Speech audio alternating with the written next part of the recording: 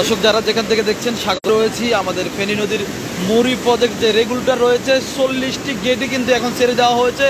আপনারা দেখছেন প্রত্যেকটা গেট ছুঁয়ে একদম উঁচু পর্যায়ে পানি এখানে প্রবাহ হচ্ছে, যেটি অতীতের যে কোনো সময়ের রেকর্ডকে কিন্তু ভেঙে দিয়েছে। এখানকার যে পানির প্রবাহ সেটি আসলে বারাজিউ পাহাড়ি ডলের যে পানি সেটি এই কারণে মূলত এই অঞ্চলে এখন প্লাবিত হচ্ছে।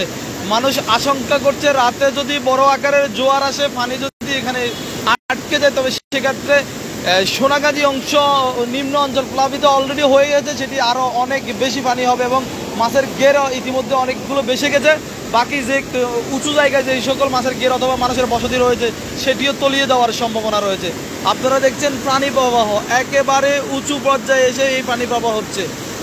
যেই গেটের যতটুকু জায়গা আছে সম্পূর্ণ জায়গার উপর দিয়ে কিন্তু পানিগুলো প্রবাহ হচ্ছে।